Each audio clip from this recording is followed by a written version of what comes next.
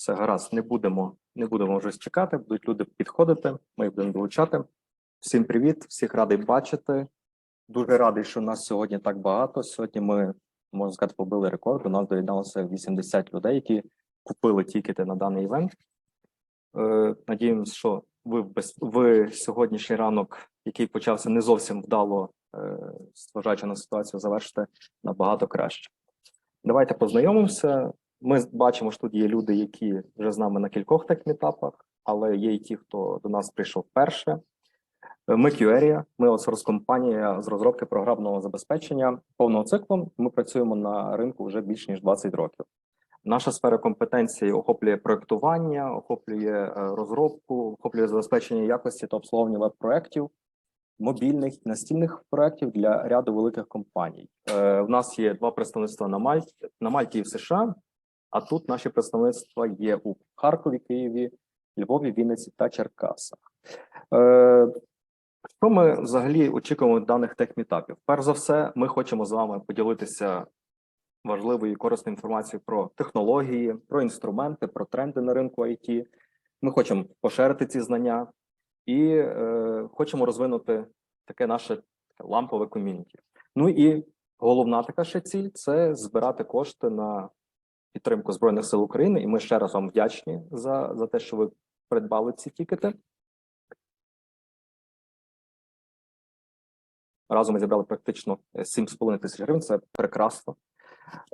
Ще великим бонусом приємним для нас стане те, якщо ви підпишетесь на наші соцмережі, ви їх могли побачити у боті, він сповіщав про це.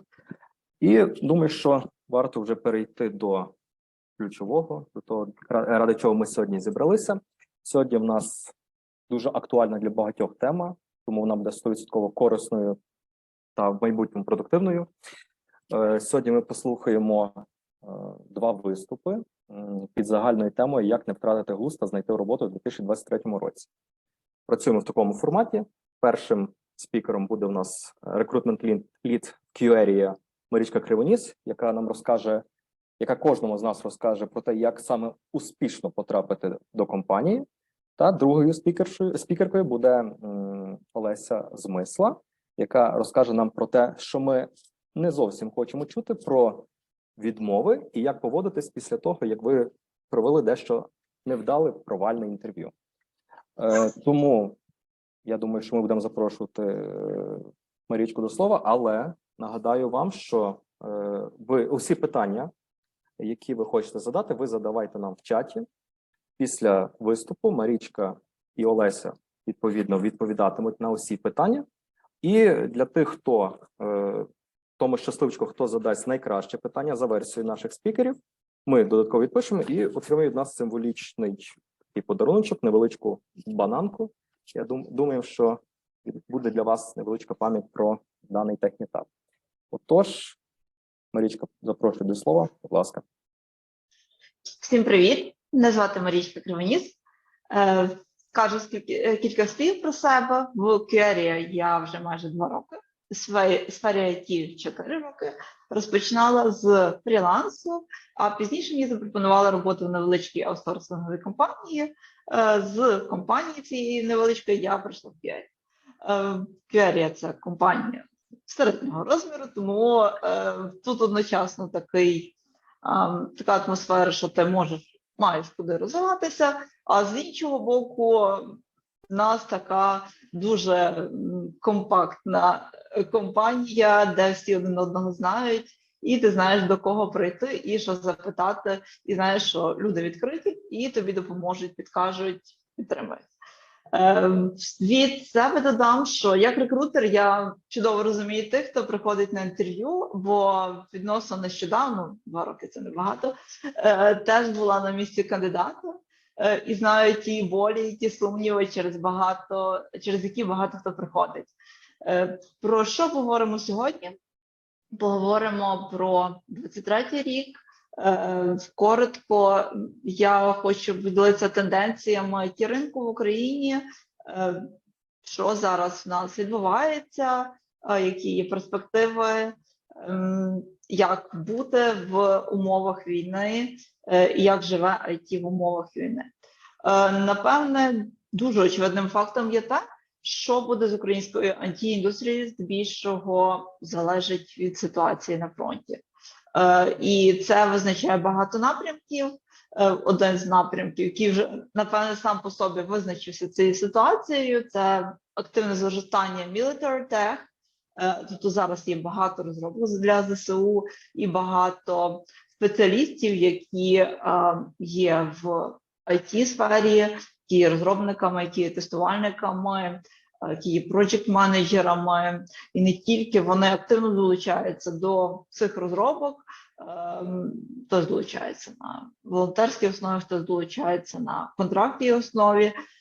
І ця кількість потреба в таких спеціалістах збільшується.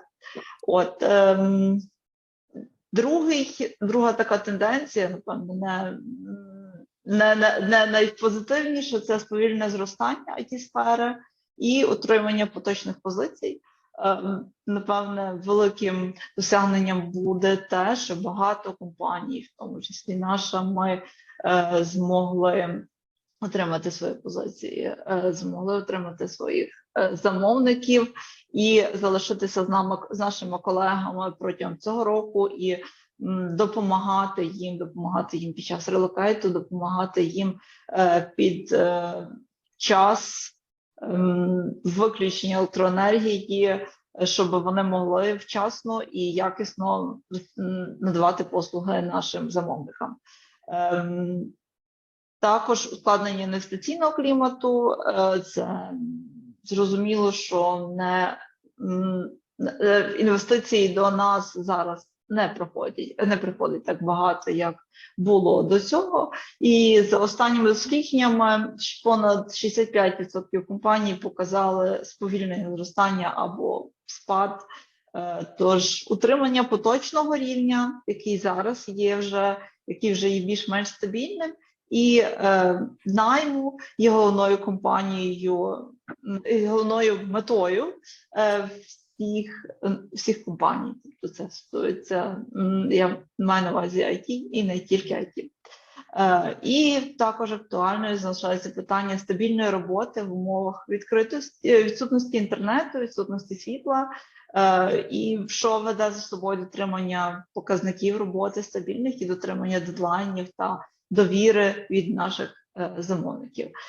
Але, незважаючи на це, все одно є потреба в спеціалістах і є прогнози на те, що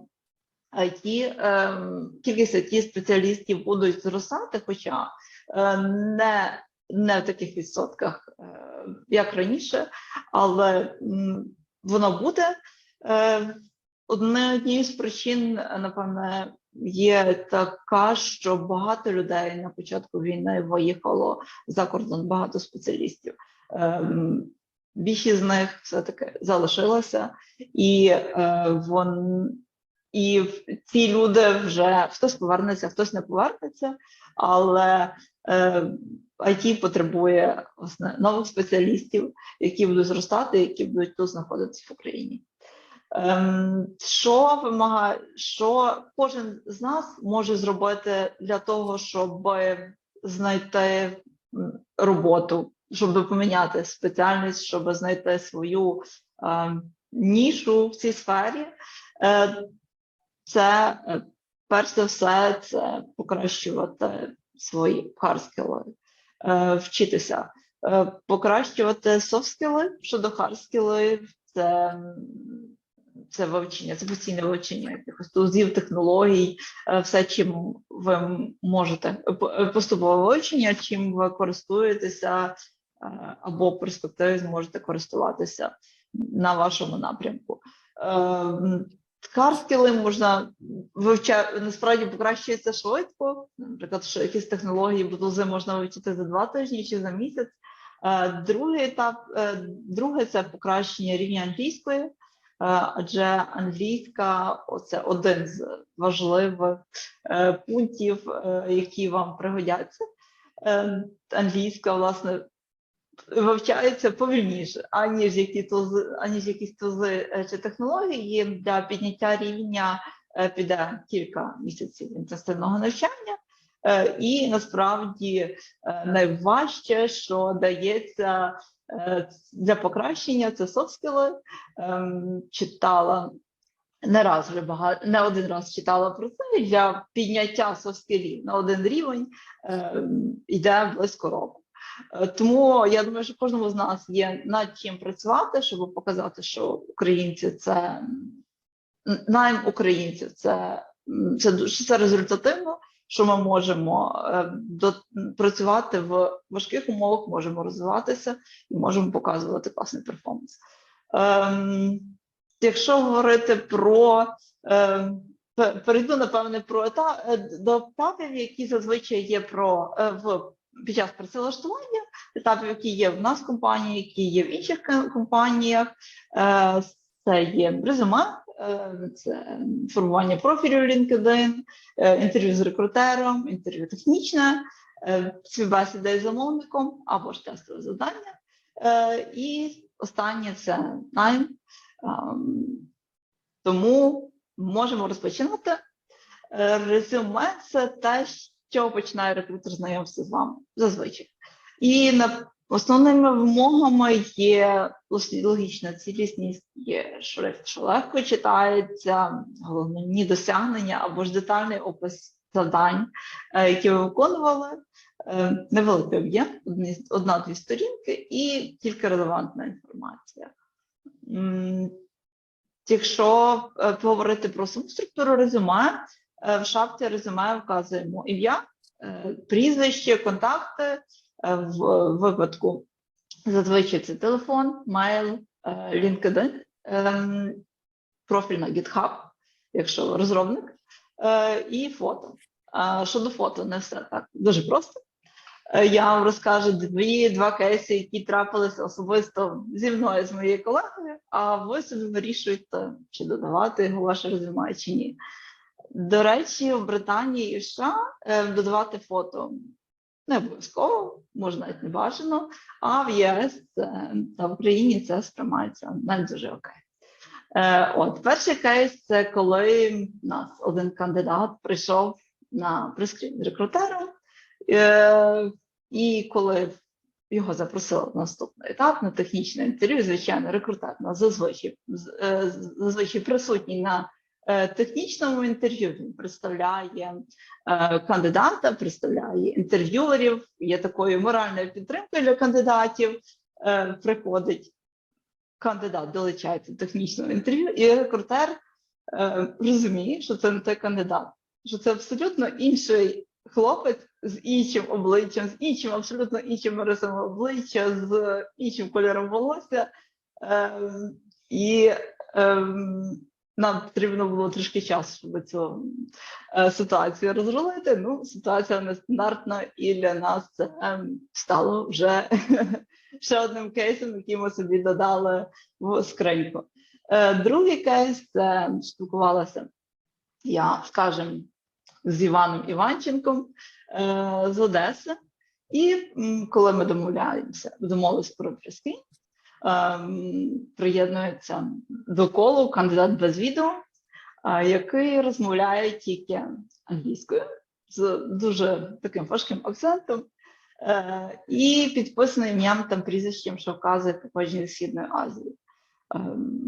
Це виявило, що я не одна попала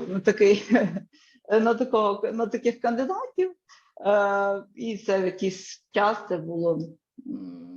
були часті такі випадки з рекрутерами, тому фото може допомогти в багатьох випадках. Йдемо далі. Після шапки резюме додаємо summary, це така коротка інформація про себе. Тут можна додати і ваші софт-скіли, але якщо ви живете в Україні, то можете навіть стійкість не додавати. Це у нас вже стік по замовчуванню. І складаючи резюме, почніть з поточного або останнього місця роботи, вкажіть назву і сферу діяльності компанії, потім позицію, а також основні задачі для технічних позицій, якщо ви девелопер, QA, або досягнення з конкретними цифрами чи аргументами для нетехнічних або менеджерських позицій. Освіту вказуємо не тільки основну і додаткову, от як курси, тренінги, що мають стосунок до вакансій, на яку ви подаєтесь. Дуже важливо в резюме є те, щоб там було вказано ті речі, з якими ви працювали, з якими ви знайомі. І бути чесним як перед собою, так і перед іншими. Адже рано чи пізно це доведеться продемонструвати, ці знання і навички, і дуже швидко стане зрозуміло, чи відповідає це дійсності, зазначено в вашому резюме, чи ні. Коли ви змінюєте сферу діяльності, варто адаптувати як резюме, так і профіль LinkedIn під вакансію, на яку ви подаєтеся. І акцентувати на тому досвіді і скілах, які будуть дотичні до посади, до позиції. Якщо згадувала я і про англійську, тобто позначення рівня володіння іноземною мовою в резюме теж вказувати варто чесно. Для цього існує дуже багато безкоштовних тестів на різних платформах. От, наприклад, я можу провести, як приклад, це мова медова, там є тести здебільшого на граматику, але існують тести, де ви можете перевірити свій спікінг. Також є тест від British Council, це теж здебільшого на граматика і лексика. По можливості не прописуйте крапочками, рисочками ваш рівень англійської, а вказуєте там upper intermediate or advanced, тому що рекрутеру доводиться вгадувати, скільки там рисочок, який у вас рівень, і доводиться перепитувати. От, і вишенька на торті – це відсутність помилок в резюме та спілкування з рекрутером, спілкування з інтерв'юерами, оскільки це є показником двох навичок, які необхідні для будь-якої роботи, це увага до деталей і комунікації. Вони показують, чи старанно ви ставитесь до своєї роботи і чи можете грамотно спілкуватися усно чи письмово з колегами, з керівниками та замовниками. Я вже згадувала про LinkedIn-сторінку і хочу до неї повернутися. Щодо профілю, він може містити більше інформації про вашу історію роботи, про досягнення, аніж резюме, тому що ви можете там розписати дуже всього багато, можете додавати також курси, сертифікати, можете додавати власні проекти, можете додавати свій досвід волонтерський, можете додавати також, просити ваших колег, роботодавців, замовників, щоб залишили фідбек про вас. Це теж цікаво читати, рекрутери теж на це звертають увагу. І ваш профіль має розповідати вашу історію про те, чого ви досягли. Яку користь ви принесли тим компаніям, де ви працювали. І що важливо, ця інформація має сходитися з тією, яку ви вказали в резюме. І коли приходить момент, коли ви домовляєтеся про перший дзвінок з рекрутером, воно ж інтерв'ю з рекрутером, або ми ж його називаємо прескрип. До нього варто підготуватися теж, хоча це не є технічне інтерв'ю, варто прочитати інформацію про компанію, ще раз переглянути вакансію, скласти список запитань, які ви будете задавати, і перевірити інтернет, гарнітуру, зовнішній вигляд, чи все окей. Тому що теж буває, що техніка нас підводить, і це, напевне, кожному стає незручно, якось трохи. Також зазвичай рекрутери просять додаватися з відео, оскільки таке відбувається візуальне знайомство, і простіше дивитися, як ми реагуємо на якусь інформацію, що ми говоримо, і ми теж дивимося. Тому це така візуальна комунікація набагато краща, як на мене, аніж просто по телефону. І я вважаю, що прескрін – це розмова знайомств. Це не є якесь одностороннє розпитування сторони рекрутера. Є одностороннє розпитування сторони рекрутера про ваш досвід. Це розмова, ви знайомитеся з нами, придивляєтеся, вирішуєте, що вам подобається, що не дуже підходить. І ми знайомимося з вами, запитуємо про ваш досвід, про різні ситуації, які з вами були. Може бути перевірка англійської, теж варто підготуватися, просто бути морально готовими, що вона буде. І, можливо, потренуватися. Тут вже мені вискочило запитаннячко про питання. І не всі питання бувають комфортні. Насправді на інтерв'ю, і особливо зараз, коли в Україні війна, питання, які можуть зараз бути найчастіше, це питання про локацію. Де ви знаходитеся? Чому запитують рекрутери? Хоча більшість вакансій вони передбачають ремоут співпрацю, тому що рекрутеру важливо знати, яка є ситуація в цьому регіоні, де ви знаходитеся. Важливо знати, якщо це не Україна, який тип контракту ми будемо, як ми будемо співпрацювати. Важливо зрозуміти, якщо це за кордоном, які податки там є, які там є нюанси про працевлаштування. Є ще питання, чи маєте постійний доступ до інтернету та чи є у вас електроенергія, чи не буде з цим проблем, чи вас можете скористатися, чи піти до когось, чи скористатися офісом, як ви можете вийти з цієї ситуації, коли не буде інтернету і коли не буде електроенергії. Також є такі речі, коли в кандидата протягом кар'єри його є часто зміна компанії. Найшвидше, наймовірніше, що рекрутер вас про це запитає. З одного боку, ми розуміємо, що були такі періоди, коли люди не по своїй волі міняли компанії. Це був ковід, початок ковіду, коли дуже було багато звільнень, і також це початок війни.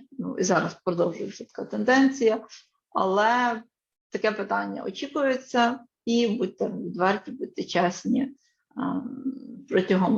перед рекрутером, тому що є компанії, які запитують рекомендації попереднього роботодавця. Тому краще перестрахуватися і бути відвертим. І, звісно, топ-питання – це чому ви шукаєте роботу. Може звучати по-різному, абсолютно, але суть та сама, яка причина є того, чому ви шукаєте роботу. І буду вам дуже вдячна, якщо ви поділитеся питаннями, які для вас були незручними, некомфортними під час інтерв'ю з рекрутерами, щоб ми розуміли, які саме для вас є незручні, окрім тих, що ми згадали, що ми спитали. Наступний етап, коли ви познайомилися з рекрутером, вам підійшли ті умови, про які рекрутер розповів, і нам підійшли ті ваші скіли, той ваш досвід. Наступний етап – це технічне інтерв'ю. Його звичайно проводять техліди, ті спеціалісти, які працюють на проєкті. Вони задають запитання, що стосується вимог вакансії або дотичні запитання, також можлива частина інтерв'ю англійською. Щоб у вас була перевага над іншими кандидатами і ви змогли показати це під час інтерв'ю, потрібно чимось виділитись і показати свою мотивацію. Не тільки, що я буду навчатися, я хочу не тільки на словах, але показати, що ви вже готові, що ви вже для того щось зробили, що ви чимось відрізняєтеся від інших кандидатів. І я наведу таких кілька прикладів. Це те, що, напевно, мені найперше прийшло в голову. Якщо це вакансія фронтенд-розробника, це буде плюсом, якщо окрім React ви вивчите Vue.js, тому що ви зможете бути задіяні на один проект закінчиться, можете бути задіяні на на іншому проєкті, і будете мати портфоліо, якщо ви трейні. Якщо у вас ще немає досвіду, то будете мати своє портфоліо, можливо, ви комусь зробили сайт або зробили, дуже часто трапляється CV в вигляді сайту, зробили своє CV у вигляді сайту, або комусь на замовлення робили сайт, це теж класне портфоліо. Для Java-розробника це не тільки робота з фреймворком та Java, з більшості це Spring, а й знання і розуміння реляційних та нереляційних баз даних, MySQL, MongoDB та інші. Для тестувальників QA Manual це розуміння Scrum, дуже важливе. Я знаю, що на багатьох курсах по Scrum не так багато дають інформації, але дуже багато інформації в інтернеті, де доступно пояснюється, що таке Scrum, для чого він, які є Scrum-церемонії, для чого вони призначені. Також знання, і як приклад, це може бути для тестувальників знання API-тестинг, це теж буде додатковою вашою перевагою. Найчастіше це буває з тулзів, що використовується це постійно. Для дизайнера і копірайтера це наявність портфоліо. Навіть якщо у вас немає досвіду, ви можете зробити портфоліо додаткове, окрім тих, які у вас були на курсі, додаткове, окрім тих проєктів, які у вас були на курсах. Це може бути як фріланс, це може бути і портфоліо, яке ви самі придумали вашу ідею і написали якусь статтю чи намалювали якусь графіку чи дизайн сайту, application, мобільного додатку чи будь-чогось іншого. І якщо все проходить класно, ви зуміли себе гарно показати на технічному, наступні етапи можуть бути різними. Вони відрізняються. Якщо це рівень тренінг, якщо у вас немає попереднього досвіду, це зазвичай обов'язково є тестове завдання. Тестове завдання дається в форматі live, тобто ви вживу робите щось, або це вам дається певний термін, щоб його виконати. Завжди, якщо ви щось не розумієте, це окей. Можна завжди уточнити в рекрутера. Рекрутер – це є ваша підтримка, ваш супорт.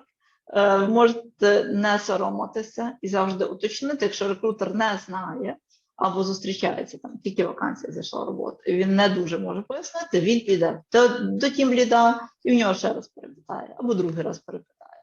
Тобто це окей. Коли ви не розумієте, запитувати для кращого виконання цього завдання. І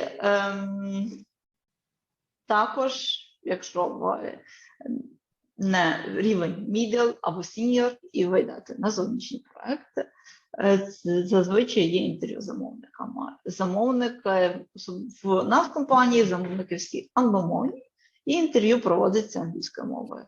Воно може повторювати в чомусь інтерв'ю технічне і може бути в вигляді знайомства, де більше питання будуть ситуативні, що стосуватимуться, на основі чого замовник зможе сформувати ваші софт-скіли і зрозуміти, наскільки комфортно ви будете вливатися в команду. Буде чудово, якщо ви перед тим почитаєте або запитаєте друзів, знайомих, що можна говорити на цьому інтерв'ю, а що не варто. Насправді, хочу зазначити, що така тонка межа – це жарти, тому що жарти, наші жарти, те, як жартуємо ми, українці, вони відрізняються від тих жартів, які розуміють там британці, американці, австралійці, тому жартами варто бути обережнішими. Щодо інтерв'ю, зараз стають дуже популярними онлайн-тренажери, де ви можете потренуватися англійською мовою. Там вони підкидають вам питаннячка, підкидають вам відповіді, і ви можете зняти себе, подивитися, як це буде виглядати, і потренуватися, щоб вже мати якийсь, можливо, бекграунд, якісь заготовки і себе впевненіше відчувати. Один з таких сервісів – це інтерв'ю Warm-up від Google.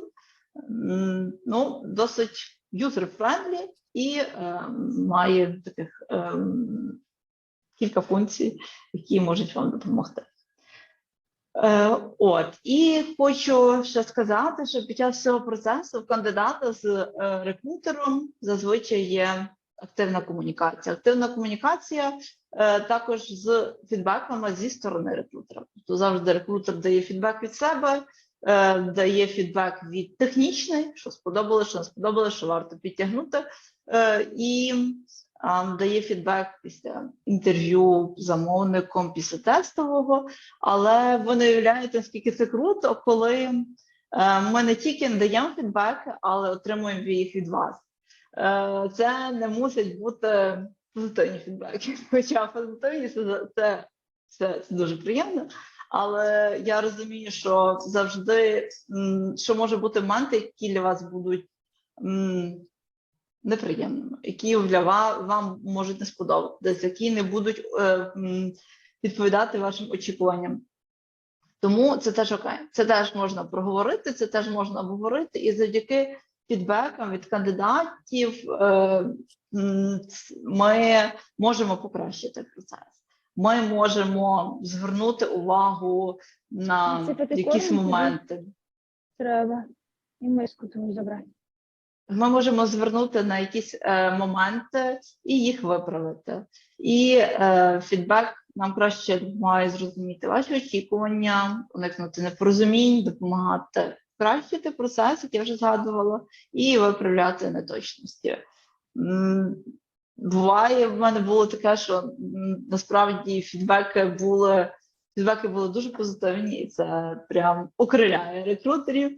Були такі, що були чесні, відверті фідбеки, і ти робив все, щоб наступний раз такого не повторилося. Щоб наступний раз все було класно зі всіх сторін, зі всіма інтерв'юерами і по всьому процесу. Тому будемо вдячні вам, напевно, я говорю від всіх рекрутерів, коли будуть фідбеки від вас, і не бійтеся писати. Це окей, це завжди спілкування двостороннє, а не тільки одностороннє. І коли нарешті всі етапи пройдено успішно, кандидат отримує job offer від рекрутера, в якому прописано умови співпраці, бенефіти, заробітну плату, хто його менеджер, коли він приступає до роботи, його випробувальний термін. І якщо тільки відповідаєте згодою на це job offer, ви стаєте частинкою компанії. І з цього моменту починається процес онбордингу, про який ми розповімо на одному з наступних етапів з нашими people-партнерами. І бажаю всім, хто зараз в пошуку, дійти до цього останнього пунктику на маршруті, до job-offerу. І всім дуже дякую за увагу. Буду рада відповісти на запитання, навіть найкаверзніші, навіть найзручніші. Всім дуже дякую. Дякуємо, Марічці, за дуже цікаву доповідь. Давайте пройдемося по питаннях. Бачу, питань дуже багато у нас є. Так, одну секундочку. Про які питання не варто ставити рекрутеру, Марічка вже, як я зрозумів, відповіла. І в нас велике питання від Іри Бринзи. Ситуація, вона бачить цікаву для себе вакансію від компанії і в далекому майбутньому хотіла б розвиватися в цьому напрямі, але зараз її досвід не задовольняє потребам цієї вакансії. І питання до Марічки. Як би реагував рекрутер, якби вона надіслала на пошту, чи відгукнулася на вакансію з листом зі своїм коротким описом та резюме і поцікавилася, чи можливий її розвиток з компанією саме зараз? Чи можливо, що компанія готує набір курси? Чи нормальна це практика стукати в закриті двері? Так, можливо, трошки далі, Олеся вже в цьому трошки про це згадає, але я зачеплю цю тему. Дуже часто кандидати подають просто своє резюме, ну і ми знаходимо контакт, ми їх контактуємо, але буває так, що кандидати подаються з розгорнутим супровідним листом, і коли він дуже детальний, це спонукає рекрутера детальніше придивитися до цієї людини, оскільки вона приділила час, вона доклала зусиль, щоб написати цього листа, щоб донести цю думку до рекрутера, і ми якнайповніше відповідаємо, якщо хтось там запитує, чи немає вакансій, ми відповідаємо, якщо є запитань більше, так, звичайно, відповідаємо детальніше, куди рухатися, як рухатися, можемо переглянути резюме і підказати, що для цього потрібно. Добре, дякую. Наступне питання від Славіка. Чи можливо взагалі влаштуватися зі слабким рівнем англійської зараз? Я думаю, що можливо залежить від компанії. Якщо компанія далі продовжує працювати на українського замовника, якщо компанія продуктова, українська, власне, і то тут англійська не є вирішальною, є вирішальне hard skill та soft skill. Якщо компанія, от як ця аутсорсингова компанія, є проекти на Остафі теж, то англійська дуже важлива, і зазвичай люди, нові ньюкамерси, які приходять, вони мають вплитися швидко, вони мають мітинги, мають знайомства з замовниками, де потрібно не тільки розуміти їх, але й комунікувати. Буває часто, що багато говорити, багато пояснювати замовнику. Тому це все дуже залежить від типу компанії. Дякую. Так, наступне питання звучить: як саме реагують рекрутери на прохання від кандидата про тестове завдання? В кандидата є бажання перевірити свої сили і подивитися, як виглядає тестове завдання, і як взагалі про таке краще просити в рекрутера. Цікаво дуже, насправді. В нас тестове завдання зазвичай є в межах вакансії. Тестове завдання окремо ми не насилаємо, тільки коли людина подається на вакансію, на ту чи іншу вакансію. Тут є різні тестування, тестові для тестувальників, і тестові для девелоперів, є для копірайтерів, як приклад. Аліна запитує, що зараз, як ви оціните ситуацію з ринком вакансій для починаючих рекрутерів зараз, і наскільки важливо закінчувати курси?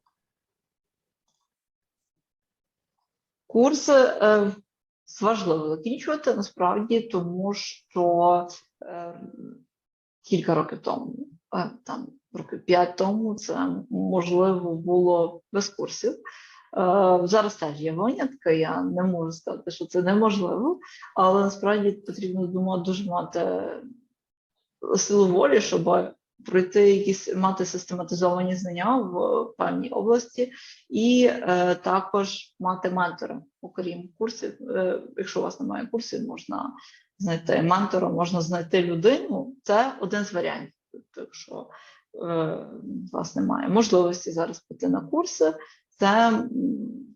це є робота з ментором, навчання з ментором і якась участь в фрілансах або допомога цьому ментору чи комусь.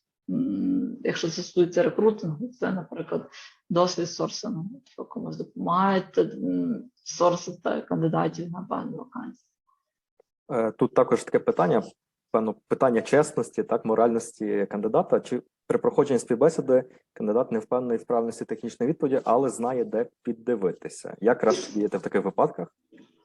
Казати чесно, не піддивлятися, тому що це видно. На екрані це видно, коли людина піддивляється, і це дуже відмічають про себе технічні інтерв'юери, у них вже натреноване око. Краще не дивитися, краще сказати відверто, що я чув, але вибачте, я не можу згадати. Тобто сказати, вас ніхто не буде просити написати код з пам'яті прямо, але якщо питаються якісь теоретичні речі, то так. Давайте таке об'єднаємо два питання. Перше питання від Маргарити: яка ситуація зараз на ринку в дизайнерів? Наскільки реально влаштуватися з невисоким рівнем англійської? І зразу ж таке питання: скільки в середньому приходить резюме на вакансію Junior QA Manual? Щодо дизайнерів, це схоже вже питання було. Щодо англійської, тут залежить від компанії. Наскільки в нас все залежить від компанії. Якщо компанія працює на зовнішній ринок, то дизайнери швидше за все беруться на проект. І вони будуть теж мати комунікацію з замовником. Якщо це є внутрішній ринок, і у вас є класне портфоліо, у вас є невеличкий досвід, чи там на фрілансі, чи там просто ви самі додаєте в своє портфоліо роботи, то можете влаштуватися дизайнером для інтернал дизайнер, тобто дизайнер, який не працює на проєктах, внутрішній, або дизайнер, який працює з компаніями на український ринок. І ще про це питання: скільки в середньому приходить резюме на вакансію Junior QA Manual? Можете поділитись такою інформацією? Наскільки вона? Ой, це треба підглянути. 60, 70, ну десь так. Окей. Поза 50. Питання від Анни: зазвичай рекрутери зростають до HR з часом та досвідом роботи. Чи краще пройти декілька курсів на HR і одразу влаштовуватись на молодшого спеціаліста HR? Як ви скажете? Ну, рекрутери і HR – це зовсім різні позиції, тому що рекрутер він займається пошуком людей на вакансію, він шукає людей, а HR, він працює з працівниками, він налагоджує корпоративну культуру, працює онбординг, one-to-one офбординги, тому це зовсім інші різні речі. Є HR-дженераліст, це людина, яка робить і те. Зазвичай такі позиції є в невеличких компаніях. Тут ви маєте вибрати, що вам більше лежить до душі, тому що коли цей HR або people partner, в нього дуже багато комунікації усною з людьми, дуже багато. Якщо ви рекрутер, у нас, напевне, що більше комунікації письмової. Що вам більше підходить, наскільки у вас більше енергії є, що вам буде більше що вам ближче. Чи рекрутмент, це більше письмова комунікація, це більше занурення в технології, чи це є письмова, чи це є PR, це є комунікація середньої команди з людьми. Так, наступне питання від Дар'ї. Питань сьогодні дуже багато, ми тішимося з цього, але будемо, потихеньку будемо відповідати вам. Дар'я питає: якщо отримав відмову на найпершому етапі, але кандидат впевнений, що підходить на цю вакансію, чи буде нормально написати ще керівникові відділу, в якому відкрита ця вакансія? Чи буде керівниковий, в якому відкрита ця вакансія? Зазвичай рекрутери є об'єктивними, тому що вони знають, хто потрібен. Ми перед цим проговорюємо з менеджерами портрет людини, яка їм потрібна. Це що стосується софт-скілів теж, але здебільшого це хард-скіли, це англійська, це мінімальні скіли, які покриють потреби на цій вакансії, покриють ці вимоги. Тому, мабуть, ні. Але якщо ви вважаєте, що рекрутер не має, але якщо ви так вважаєте, буває різне. Справді, тому що я можу говорити за себе і за нашу команду, але є різні компанії, якщо ви відчуваєте, що щось не так, тому можете спробувати. Олександр запитує, якщо людина проживає географічно далеко від України з великою різницею у часі, але буде шукати ремонт роботу в українській компанії, які взагалі шанси отримати таку роботу? М, З, з великою різницею. Ага, залежить від проекту. Якщо проект американський зі Штатами, Канадою, наприклад, шанси великі. Якщо це є працівник для внутрішній, то йому буде некомфортно. Скажу відверто, тому що я знаю приклад моєї подруги, їй дуже важко, яка різниця є 8 годин чи 9, насправді, якій дуже важко. Тому це буде доставляти дискомфорт і доведеться підлаштовуватися по часу. Олександра запитує, які теми часто обирають при перевірці англійської мови?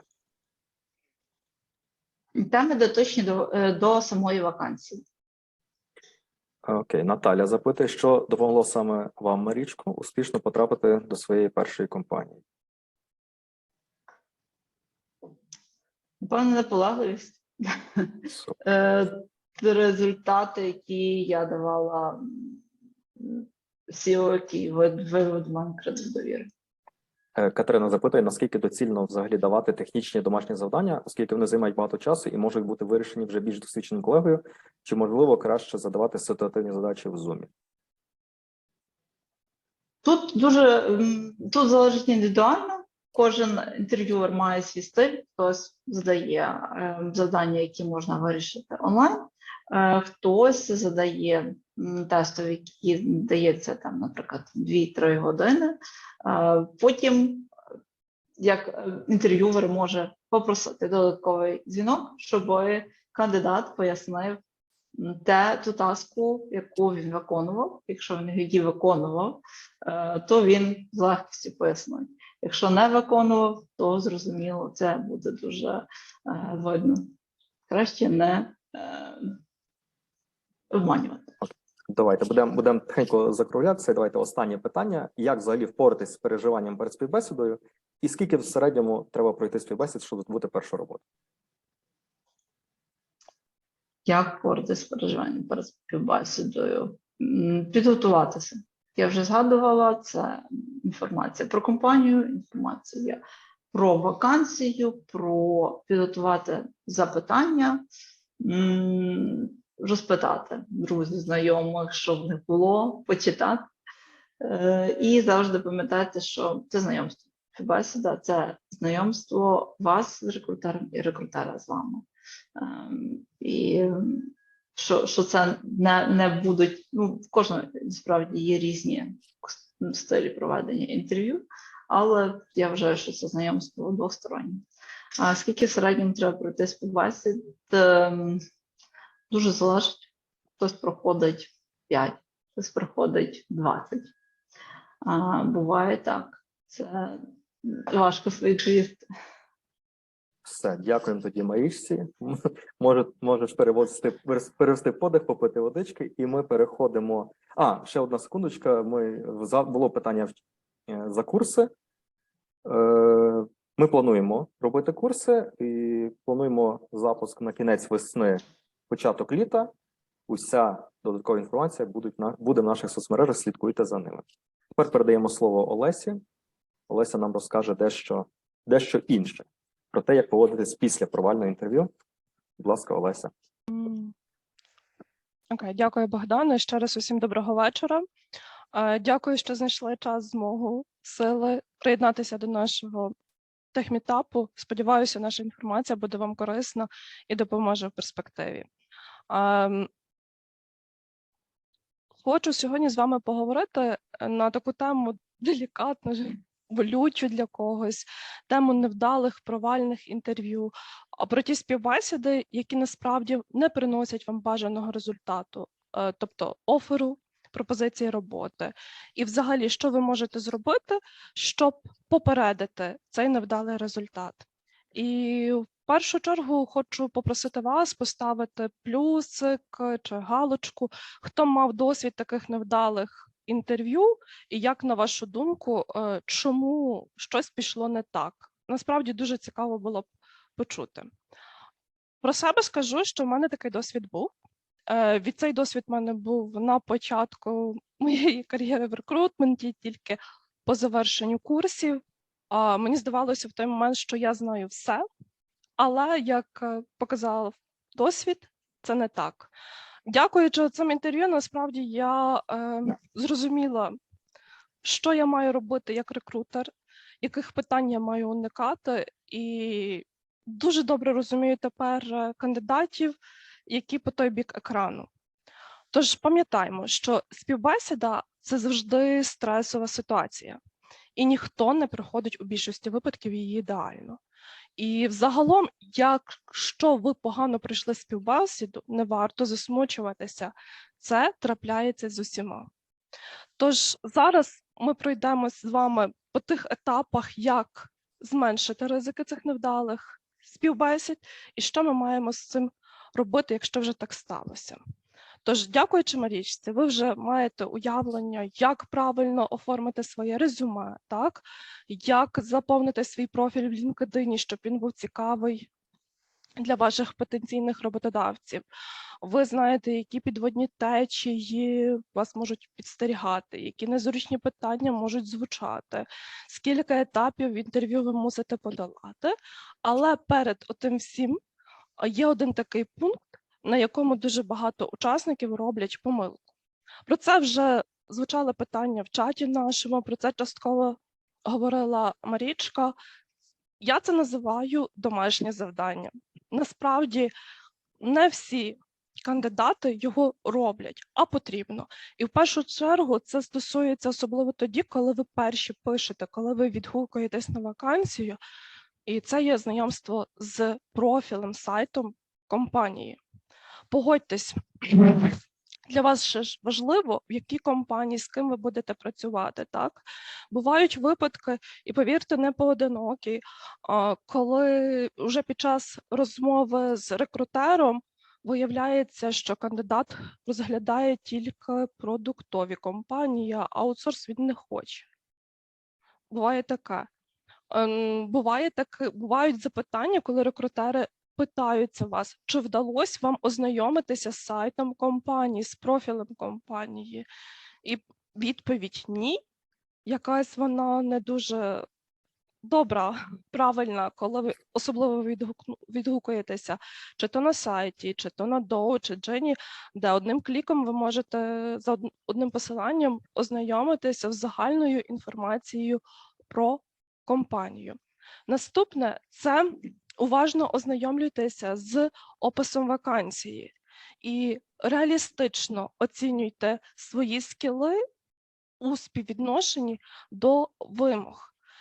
Тому що, до прикладу, якщо у описі вакансії ви зустрічаєте 4 роки досвіду з перформанс-тестуванням, з відповідно знанням, до прикладу, Locus, що це пов'язано з Python, так? А у вас тільки закінчені курси, це не дуже релевантний досвід. Або ж, не знаю, ви відгукуєтесь на вакансію, де досвід вказаний 5 років, у вас один. Вас можуть запросити на інтерв'ю, ви можете показати свої результати, але дуже є великі ризики, що це інтерв'ю буде неуспішним.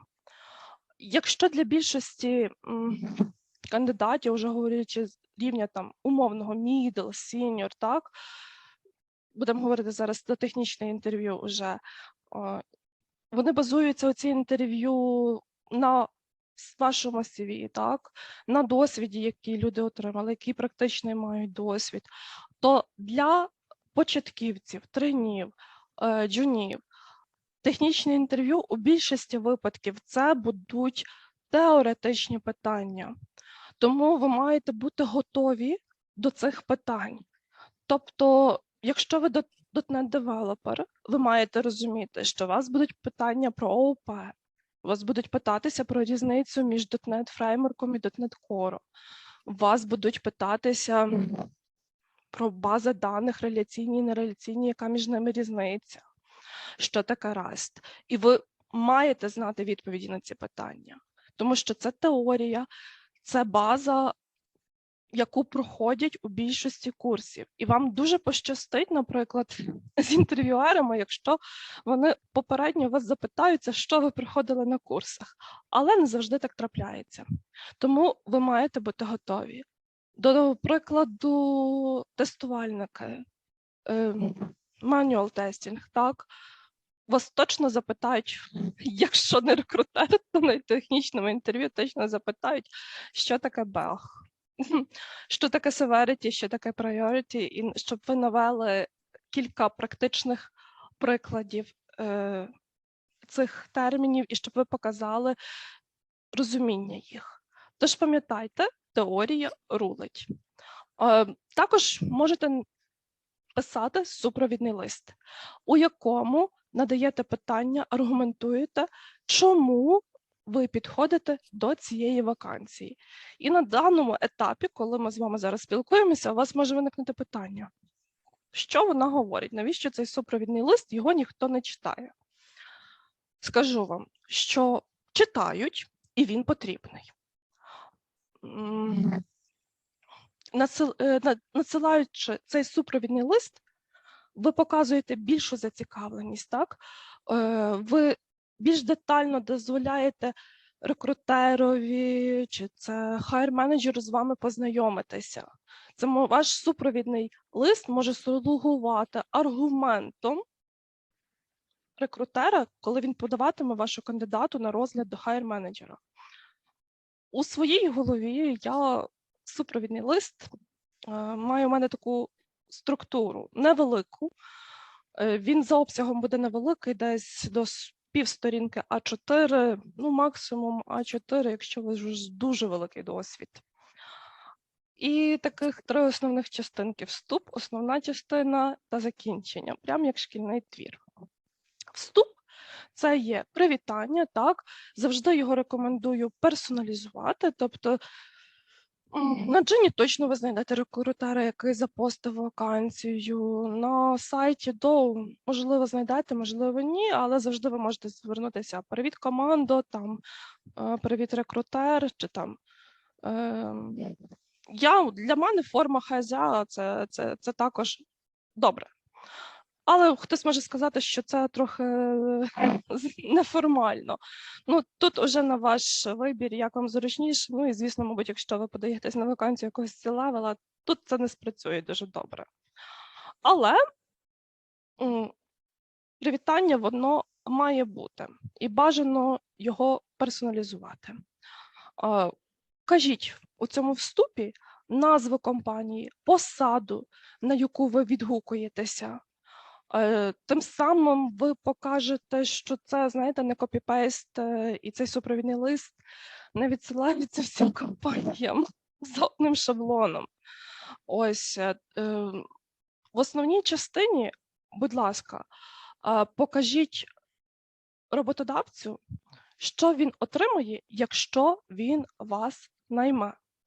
Тобто наведіть якісь приклади на основі своїх скілів, які будуть дуже цікаві роботодавцю в співвідношенні до його проекту вакансії. І заключна частина – це дякуєте за те, що вас прочитали цей ваш супровідний лист, і легко натякаєте, чи прямо пишете, що ви готові до співбесіди. Ви готові надати додаткову інформацію, рекомендації. Це називається закликом до дії.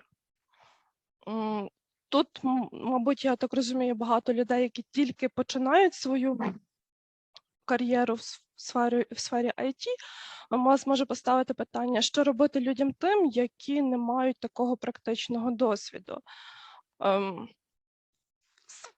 Пишіть про ваші якісь академічні досягнення, вашу волонтерську роботу, нагороди, заслуги. До прикладу, недавно я працювала з вакансією .NET Developer зі знанням Revit. Revit – це зовсім не сфери IT, Revit – це програма для архітекторів, будівельників і конструкторів. Насправді відгуків на Doujin було багато, їх було довго опрацьовувати, чесно скажу і відверто. Більшість з них були, на жаль, нерелевантні. І серед цих відгуків, опрацьовуючи їх, я відкриваю профіль кандидата, переглядаю його CV і бачу, що так, оцей мінімальний досвід з .NET у кандидата є, а де ж цей Revit? Він ж у нас основний практично. Немає, але дивлюсь, у нього є супровідний лист. Відкриваю його, і саме в цьому супровідному листі кандидат дуже класно, насправді, розкрив, де він здобув цей досвід. Так, він у нього не був комерційний. Так, це було під час навчання в університеті, на якому це був курс, не скажу, де студент отримував завдання від викладача, пов'язані з девелопментом і пов'язані з Revit. З моєї сторони, це послугувало хорошим маркером до того, що я можу процесити кандидата. Тож, бачите, як доводить приклад, супровідний лист допомагає. Знову ж таки, що не потрібно робити? Супровідний лист не має дублювати вашого резюме. Ще раз повторюсь, якщо в резюме ви вказуєте свій набір навиків, вмінь, частково тезисно їх розкриваєте, то в супровідному листі персоналізуєте його, акцентуєте увагу на тому, які саме скіли будуть корисні до вакансії і як їхнє застосування вами може бути корисне роботодавцю. Не пишіть багато, насправді це не твір, це не ваша біографія. Не робіть якихось ліричних відступів. Пам'ятайте, що все ж таки і резюме, і супровідний лист – це діловий документ. Тож при написанні супровідного листа старайтеся, щоб шрифт був читабельний. Так, для мене це 12-й розмір, 14-й максимум. Без жодних якихось там комічних шрифтів, word-art, не потрібно вставляти, не знаю, якихось картинок. Навіть якщо ви там дизайнер чи з якоїсь такої творчої професії, для цього у вас є ваше портфоліо, де ви можете показати всі свої вміння, навики. Не уникайте штампованих фраз. Насправді, не робіть копі-пейст з інтернету, супровідного листа. Це одразу відчується. Потратьте трішки часу, зосередьтесь.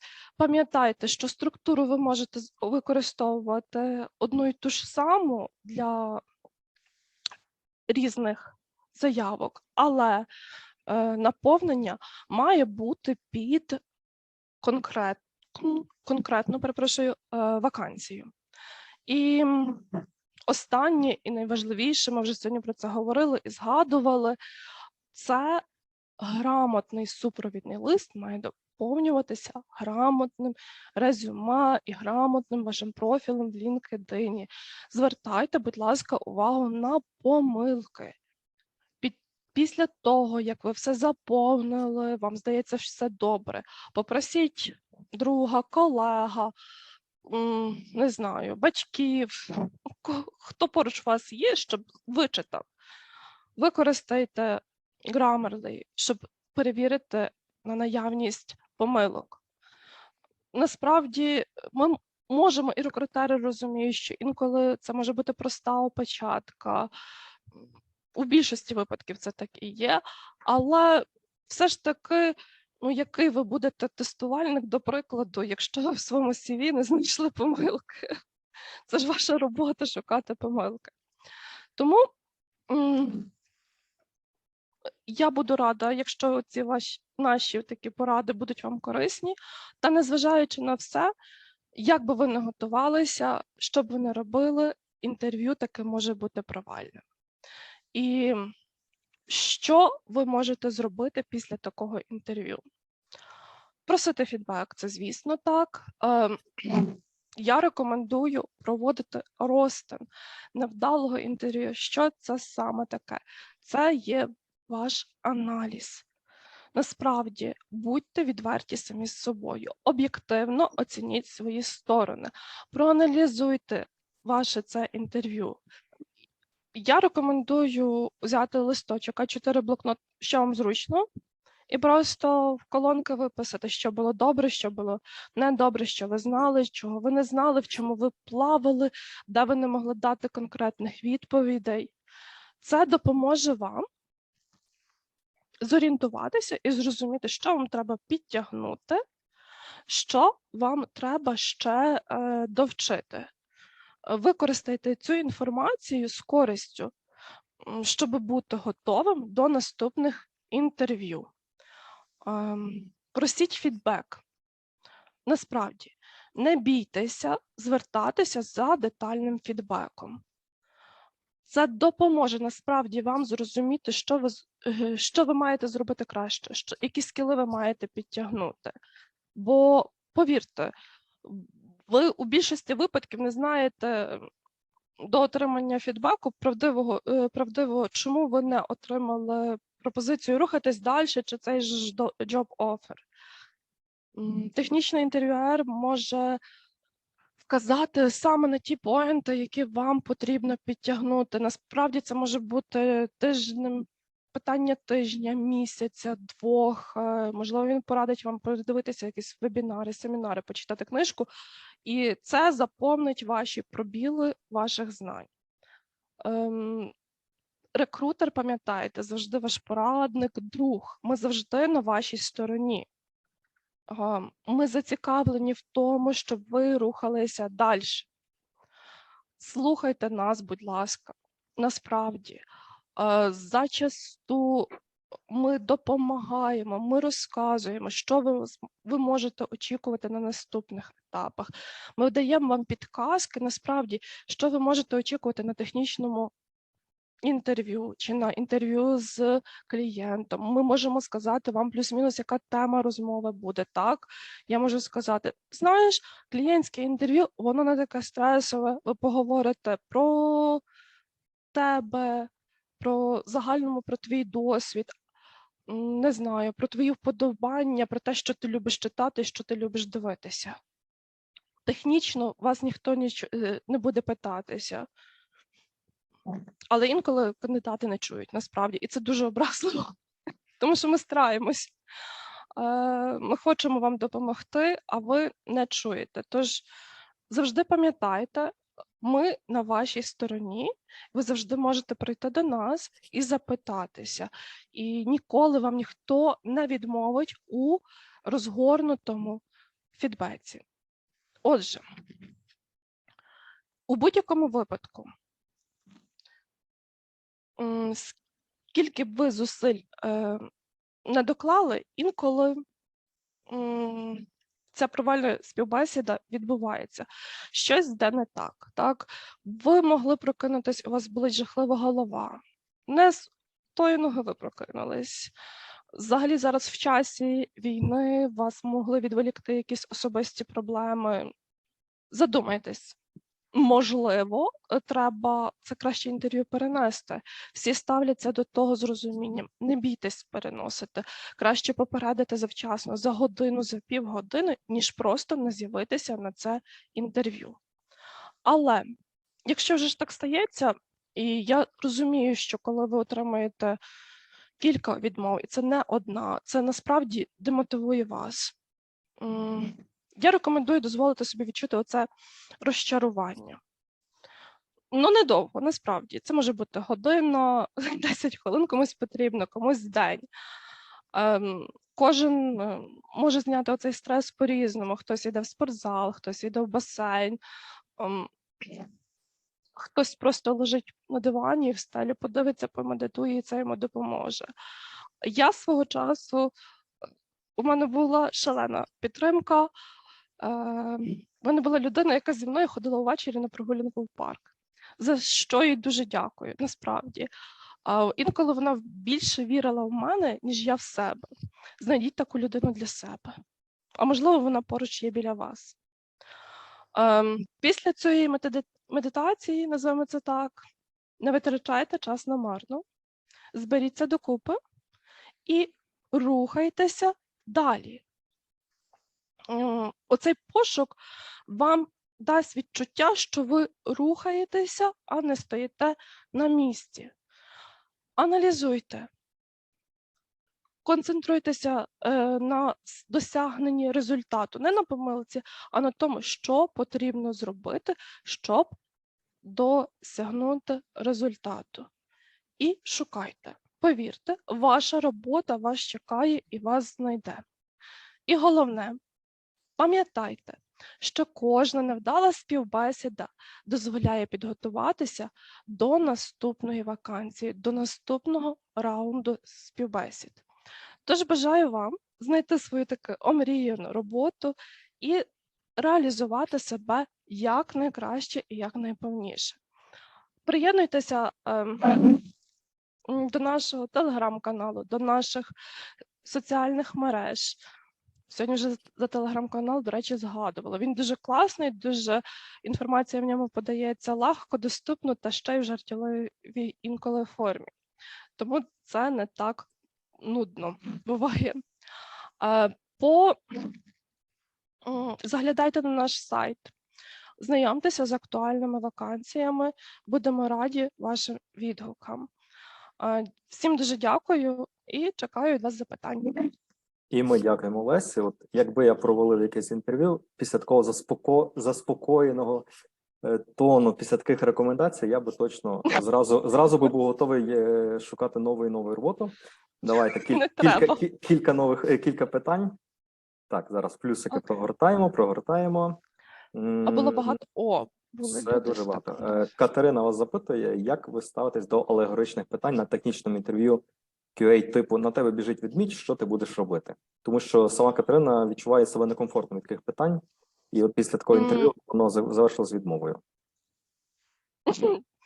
Скажу насправді, такі питання, особливо в рамках вакансій QA, зустрічаються, і ви мусите з цим змиритися. Це питання, які дозволяють відслідкувати вашу логіку, те, що ви будете робити, що в подальшому у вашій професії покаже, як ви будете мислити для виявлення, не знаю, помилок, шукання багів, от такого плану. Тому вони є, і ви мусите бути готові до цього. Тож, бачите, ви вже мали таке питання, ви маєте над чим подумати і будете знати наступний раз, як правильно відповісти. Або правильної відповіді зачасту такі питання не мають, повірте. Є, що мають, є такі логічні задачки, які задають інтерв'юери, там є правильні відповіді, але бувають такі, де правильної відповіді нема. Просто хочеться почути, яка у вас логіка. Катерина запитує, що досить часто в описі вакансії вказано більше вимог до кандидата, ніж потрібно загалом по факту. Чи взагалі прийнято, чи ок відгукуватись на вакансію, якщо на неї підходиш відсотків так на 60? Дивіться, тут дуже важливо 60%. Які це 60%? Якщо це ключові вимоги, не знаю. Давайте, у мене оця недавня була вакансія. Якщо у вас є знання .NET, ви маєте знання Revit, але ви там не дуже добре знаєте бази даних і не маєте досвіду з фронтендом, це ок відгукнутися. Якщо у вас немає досвіду з якимись важливими позиціями в описі вакансій, швидше за все ви отримаєте відмову, на жаль. Що може слугувати підказкою, коли пише strong experience, так, чи will be a plus. Ви можете на цьому зразу відчути, що де ви можете собі дозволити скіпнути цю вимогу, а де треба точно її знати. Користувач Озмис запитує, будь ласка, користувач Озмис, напишіть, як вас звати, щоб мені було комфортніше до вас звертатися. І, можливо, можливо, у вас буде найкраще питання, і ми будемо шукати, кому відправити подарунок. Перше питання від нього: якби ви мали можливість подарувати шукачу роботи певну суперсилу, що б це було? Ого! Зі свого досвіду я б подарувала їм, правильно зараз сформую,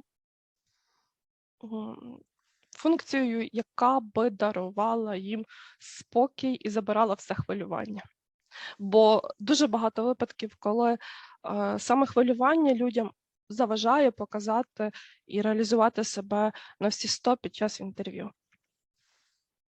Цей же ж користувач запитує, як закінчився процес спілкування з кандидатом з вашого прикладу про цей лист. Ага. Зараз він ще на стадії розгляду технічного інтерв'ю.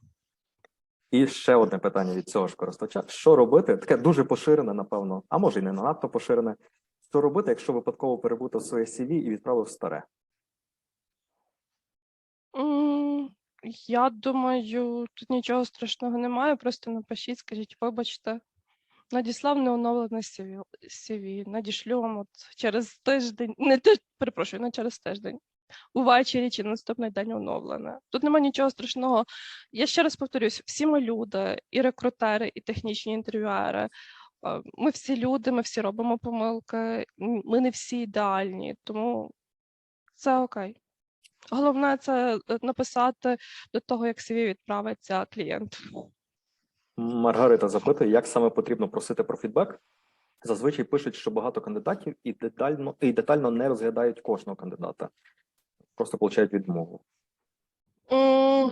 Дивіться, насправді до етапу технічного інтерв'ю насправді не доходить не так вже ж багато кандидатів, і якщо ви попросите рекрутера розгорнути фідбек, повірте, він зі своєї сторони все зробить і просто запінгає інтерв'юера чи то в скайпі, чи то в слеку за оцей такий прям розгорнутий фідбек з рекомендаціями. Це наша робота, частина нашої роботи.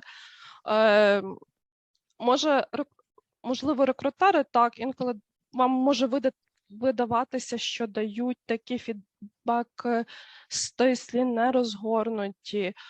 Ну, коли у тебе відгуків 60, і ти хочеш кожному відписати, бо ти ж колись теж був кандидатом і розумієш, що людині важливо отримати, ну, цей фідбек може бути стислий, але якщо ви напишете, зі своєї сторони я не бачу причини, щоб не написати повний. Мені писали, тому і вам напишу. Таня запитує про, чи є в нашій компанії практика менторства для тих, хто не є працівником компанії. Я відповім на це питання. Для тих, хто не є працівниками, ні. Але є співробітники, які є менторами, і взагалі, як ми і говорили, ми скоро будемо запускати курси, там будуть і ментори, тому, будь ласка, приходьте, будемо всіх раді бачити. Так, питання від Олени. Чи дійсно зараз дуже багато кандидатів QC на одну вакансію, QA, можливо. Якщо раніше рекрутери самі писали на LinkedIn та Gini, то зараз навіть немає відповіді. До співбесіди навіть не доходило. Як тут не переживати? На жаль, так. А ринок, особливо мануальних тестувальників, перенасичений. Колись поширена фраза, що всі заходять в IT через тестування, зараз уже не є насправді такою актуальною. І, як на мене, для тестувальників, початківців мега важлива англійська і теорія, теоретична база, і плюс якийсь досвід, чи це пет-проекти, чи це фріланс. Не бійтеся цього, робіть це. Це дозволить вам покращити свої навики. Це ж то U-Test, Upwork, пробуйте всюди, тому що це ваш досвід, це ваші знання. Не нехтуйте цим. Також зразу тоді добавлю питання від Олени. Як взагалі справа з вакансіями Data Scientist? Бо повсюди кричать, що це суперпозиція, а вакансії вона не бачить, чи варто перевчитися? Ну, наприклад, у нас була вакансія зовсім недавно.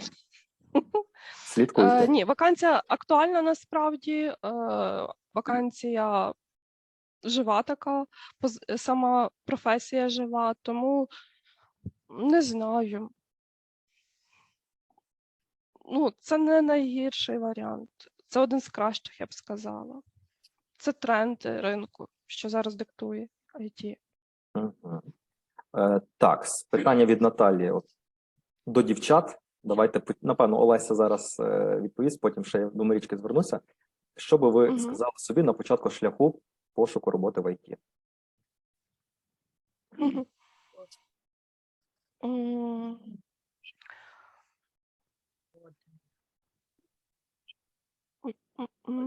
Не очікуй на все і одразу. Будь готовий працювати, багато працювати. Мгм. Yeah. And he have a chat, that's why he text me here. Окей. Хтось. Хтось включився, так, ну. Так. Може, Марічка ще відповість на те ж питання? Так. Про... Марічка, будь ласка. Якщо... Я зараз питаннячко. Що б ти сказала собі на початку шляху пошуку роботи в ІТ? Що б я сказала собі, щоб прикладати якнайбільше зусиль, тому що ці зусилля рано чи пізно закінчаться метою досягнути. І тоді зразу ж таке питання у тебе від користувача Олі. Яку суперсилу саме ти би подарувала кандидату пошуківцю роботи? Суперсилу.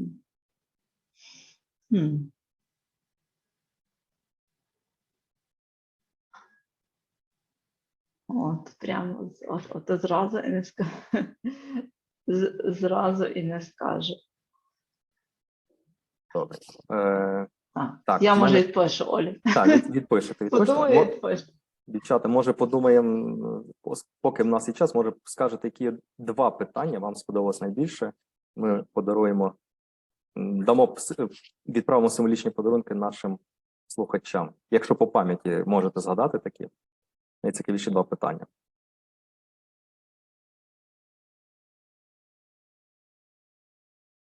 Олеся, Марічка.